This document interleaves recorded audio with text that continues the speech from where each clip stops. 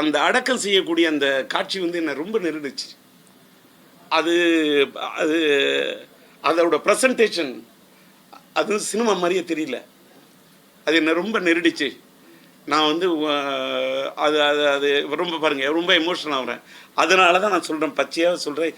இப்போல்லாம் யாராவது மறைஞ்சிட்டாங்கன்னா அந்த மறைவுக்கு போய் என்னால் என்னுடைய துக்கத்தை கூட வெளிப்படுத்த இயலவில்லை. நான் என்ன பண்ணுறேன், அதனால தான் ஒரு எழுத்து வடிவில், என்னோடய குரல் வடிவில், என்னுடைய இரங்கலில் தெரிவிச்சுக்கிறேன்.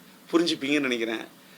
அந்த அளவுக்கு அந்த கஸ்தூரிராஜாவோட மறைவு படத்தில் வந்து அதேமாதிரி எண்டில் பாருங்கள் ஒரு பெரிய தாக்கம். அந்த பொண்ணு வந்து விவாகரத்து பெற்றுட்டேன் அப்படின்னு சொல்கிறது ரொம்ப ரொம்ப ஒரு பாரத்தை கொடுக்குது, ரொம்ப ஒரு துயரத்தை கொடுக்குது. ஒரு சினிமா தனம் இல்லாத படம் சார்.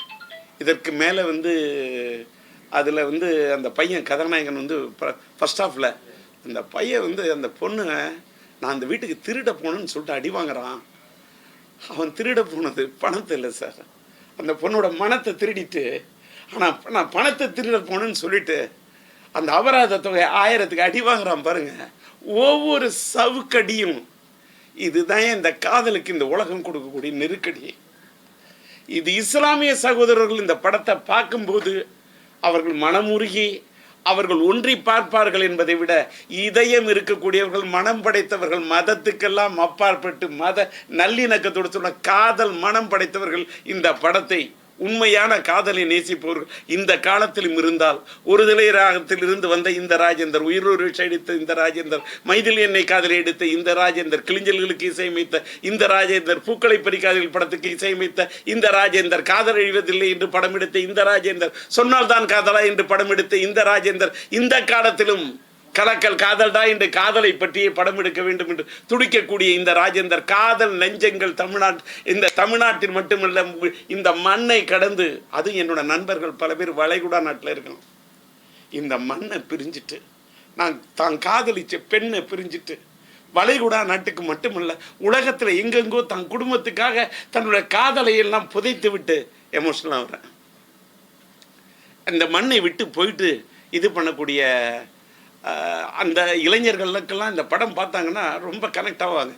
என்னோட நண்பர்கள் நிறைய பேர் தன்னுடைய காதலை தொலைச்சிட்டு தன்னுடைய குடும்பத்துக்காக வெளிநாட்டில் போய் வாழக்கூடிய அவங்களுக்கெல்லாம் இந்த பதிவு கூட அவங்கெல்லாம் பார்த்தாங்கன்னா, இந்த படம் பார்த்தாங்கன்னா அவங்களுக்குலாம் ஒரு பெரிய பாதிப்பை ஏற்படுத்தும். அது மட்டும் இல்லை, காதலிக்கக்கூடிய காதல் நெஞ்சம் படைத்தவனுக்கெல்லாம் இந்த படம் ஒரு பெரிய பாதிப்பை ஏற்படுத்தும். காதலர்களே, மதத்தை பார்க்காதீங்க, மதத்தை பார்க்காத மனத்தை பாருன்னு பேசுறது வசனமாக சில பேருக்கு தெரியும். இனத்தை பார்க்காத இதயத்தை பாருன்னு சொல்கிறது வசனமாக தெரியும். நிறத்தை பார்க்காத நெஞ்சத்தை பாரு அப்படின்னு சொன்னால் உங்களுக்கெல்லாம் வசனமாக தெரியும். ஆனால் இது வசனம் அல்ல, இது வார்த்தை அல்ல, இது ஒரு வாழ்க்கை. என்னுடைய யதார்த்த வாழ்க்கைக்கு இந்த சம்மந்தப்பட்ட படத்தை என்னை பார்க்கறதுக்கு அழைத்த, உண்மையிலே இதுக்கு பாராட்டணும்னு நான் முதல்ல யோசித்தேன். ஹபீபின்னு இந்த தலைப்பை பார்க்கக்குள்ளே எனக்கு ஒரு நெருடிச்சு. நான் இந்த படம் பார்த்தா கொஞ்சம் நான் ஒரு படம் பார்த்தா ஒருத்தன் சந்தோஷப்படுவான், ஆனந்தப்படுவான். என்னோட கண்ணீர் இது ஆனந்த கண்ணீர்.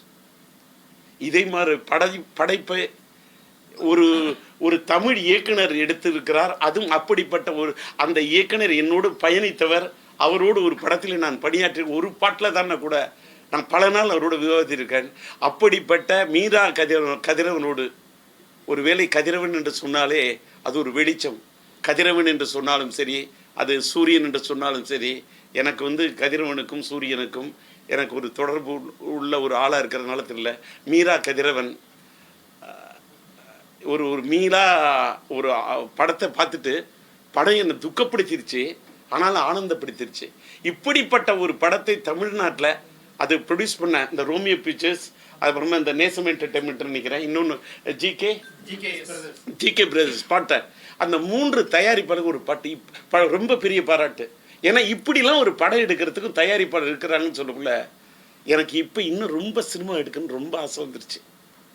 எனக்கு வந்து இன்றைக்கி வந்து நான் எடுத்த ஒருதலை ராகம், நான் இன்றைக்கி ஹபீபி பார்த்த பிறகு படம் எடுக்கணும்னு எனக்கு மனசில் ஏற்பட்டுடுச்சு ஒரு தனியாக தாகம். நீங்கள் இந்த படத்துக்கு நீங்கள் எல்லாம் நானும் ஒரு மீடியாவில் இன்றைக்கி டிஆர் டாக்கீஸ்ன்ற ஒரு சின்ன யூடியூப் சேனல் தான் நடத்துகிறேன். இந்த இந்த இதுக்கு வந்து பதிவு பண்ண வந்தக்கூடிய அத்தனை மீடியா நண்பர்களுக்கும் இதை போன்ற படங்களை தயவு செய்து ஒரு பட்ஜெட்டை பார்க்காதீங்க, சப்ஜெக்டை பாருங்க. இப்படிப்பட்ட படங்களை நீங்கள் ஆதரவு கொடுக்க வேண்டும் என்று கேட்டு நன்றி, வணக்கம்.